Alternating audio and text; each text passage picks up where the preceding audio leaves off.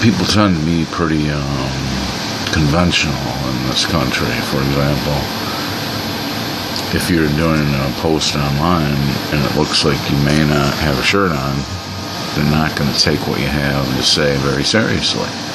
But that's ridiculous, because what you're saying is something that is what you're thinking about. And what you're thinking about should have the same importance whether you're nude or whether you have underwear on or whether you have one sock on or whether you have your glasses on or if you don't. But if you put if I put my glasses on right now, people would look at it and they would think, oh, that's more intelligent. And so all these years when I would teach a philosophy class, I have done it about 5 or 6 times.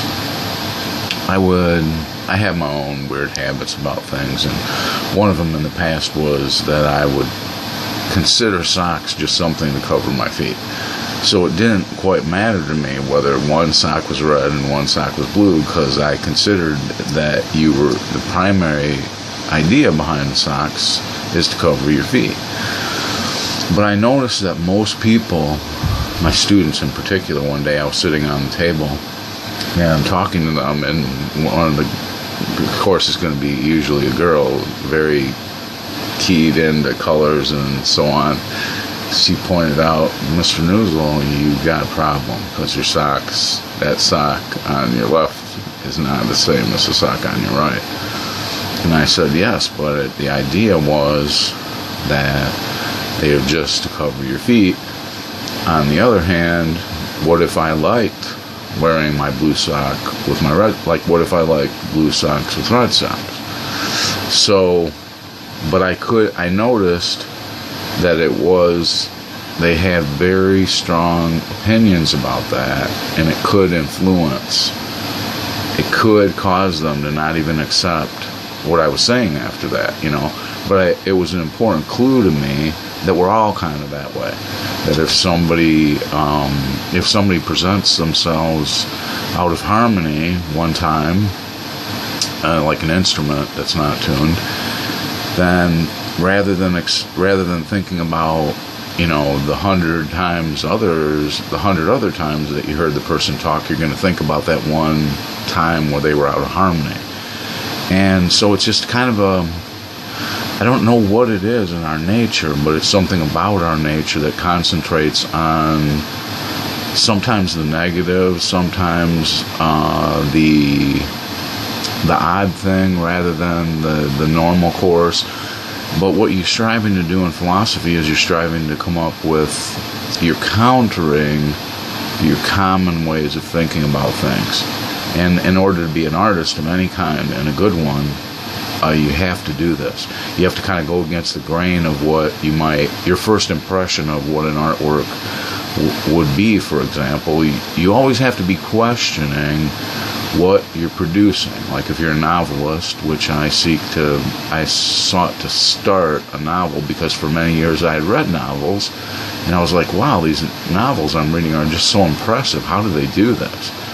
And so it took me many years of reading good works in literature. Bernard McElroy, my Shakespeare professor from Loyola University, told the class back then, and that was in the late 80s, early 90s, I took a writing intensive class with him, and he said that the only way to become a good writer is to take good literature and read it, and the more you read it, the better you become at writing. And so if people are intimidated, if people are like maybe they say, I'm not so good at reading. And then Bernard would have told them, my teacher, he would have said, well, if you want to get good at both, just practice. But start out by selecting something that is good literature. Now, he suggested the novels of Joseph Conrad. Heart of Darkness is one of his novels, and Apocalypse Now, the movie, was made on the basis of Joseph Conrad's Heart of Darkness. And I started reading that, but he suggested that you take good literature, some good, recognized piece of good literature, Melville, Flannery O'Connor, Shakespeare, And the more you read good literature, the more you will find that your writing will improve. Now, at first, that will take a certain form, as it did in my case. It takes the form of you're kind of imitating the author that you're reading. But then over time, you get your own, as poets call it, they say that you get your own voice. That's when a poet comes into his own or her own, and she actually captures, or he captures their own unique voice in poetry. You know, for many years, Sylvia Plath had written, and she recognized that she was being influenced by many different poets, and that she had not yet given birth to her own voice in poetry. And so this is the goal. This is the goal of art. Like, the goal of art is to create your own unique voice at something, at being a novelist, at being a home builder, at being because art is life, you know. So at repair, you know, you can be a bicycle mechanic, you can be a lawnmower mechanic, you can be whatever, but to do that artistically and to put your own self, your own unique self into that is not an easy thing to do, and it takes many years to do. So I don't expect, for example, I've just written some pages of this novel. I don't expect that to be a really great novel. I've only had about 3 or 4 ideas for novels in my life. But one thing is, when you get an idea, if any of you out there are aspiring to become writers or filmmakers, when you get an idea to put in a film or a book, write it down. Get a book and then write it down. You know, write down what your idea is.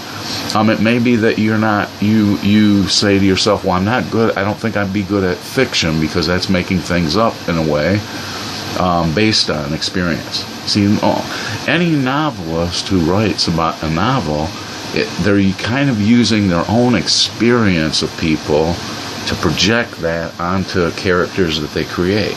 So that's what you're doing when you're doing a novel. But maybe you say, well, I'm not good at making things up, but I'm really good at reporting facts. So you say something like, I could do a biography of somebody, you know, and so maybe biography becomes something of interest to you. Like, Adolf Hitler is an interesting person to you. Charles Manson is an interesting person to you.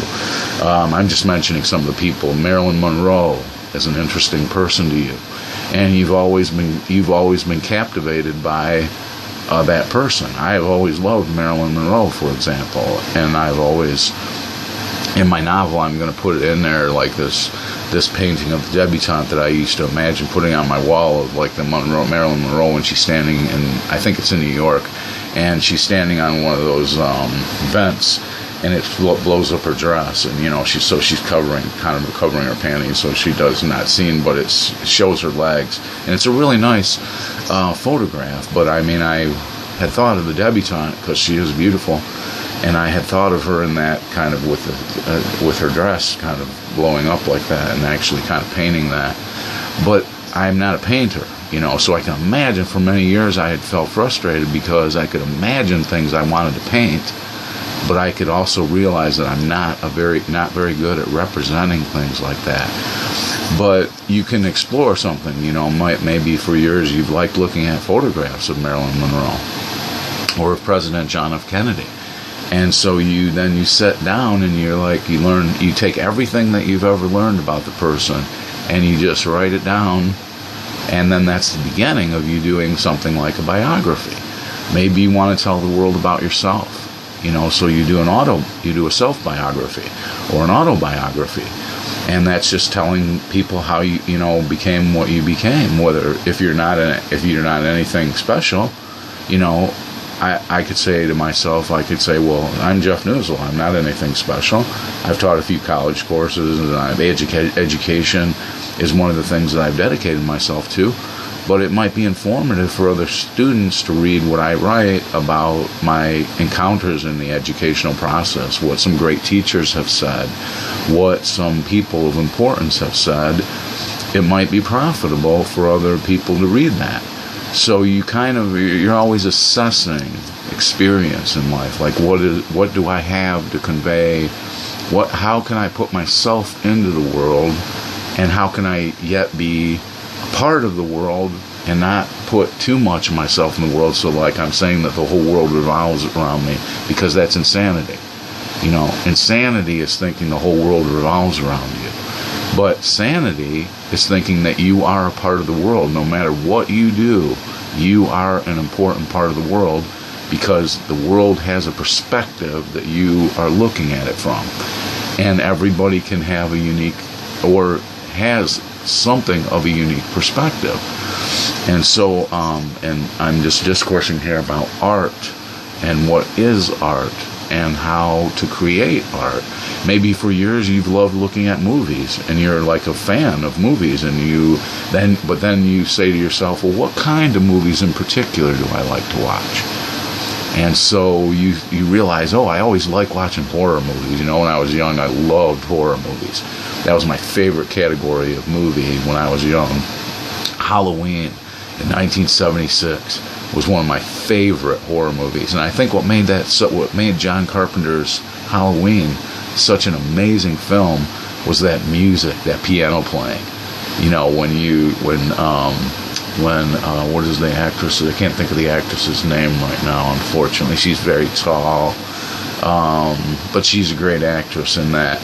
And when when Michael Myers is like driving around Haddonfield, and Haddonfield, by the way, you see what the artist did there. See, there's no Haddonfield, Illinois.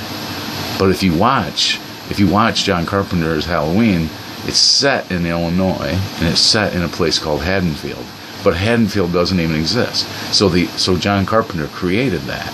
Like he created a place called Haddonfield, Illinois, where the events of Halloween take place, but it's a fictional place. But if you were an Illinois resident then, you see, you got scared, because you're like, wow, that's Haddonfield, Illinois, man, I better not go there. You know, watch John Carpenter's Halloween, and you'll find out in the very beginning that it says Haddonfield, Illinois. And so if some people ask over the years, is there a Haddonfield? And I don't think there's a Haddonfield, Illinois, but it's pretty good. You know, Lincoln is from Illinois, so maybe they got some scare in there, with Illinois, and maybe I always wanted to ask John Carpenter, why did you choose Illinois among all the states that you could choose for your film, Halloween? And so it's Halloween season right now. It's the season of the witch. So watch Halloween, but also watch the sequels in Halloween, and watch in particular the third one, which departs completely from the general character of Halloween, and it's the one where the people are watching TV, and the televisions are interacting with their minds and they're like turning them into, like, they're all becoming insane. And that is kind of scary. When you think about technology in the modern world, nothing is more frightening than that. Thinking of, like, your televisions starts interacting with people and actually making them that way. That's in Halloween 3, I believe. The whole Halloween series is really good. I had a friend named Sydney, a young black lady, that I knew when I was at Loyola University, and she became my friend almost immediately when I went to Loyola. I met her on the first or second day I arrived there, and we were good friends, and she wanted me to go to a dance with her, and so she asked me out to a dance, and we weren't able to go to the dance for whatever reason. I can't remember why it was I couldn't go to the dance. Maybe I told her that I was in love with somebody and I couldn't go to a dance with her. But then she said, well, can I take you to a movie? And she took me to one of the Halloween movies, and we ended up having a good time, and we liked each other a lot, and she was funny and a very nice person. But this is about art, how to become an artist, how you first have to search for what you would want to create art about. Then when you find the subject matter, then you're on your way. If it's biography, choose the character you want to write about. If it's a poetry, choose the poets that you like and start writing poetry. Read good literature, and you will become a good writer. And just take a few minutes each day, 10 minutes each day, read, and you will become a very good writer over time.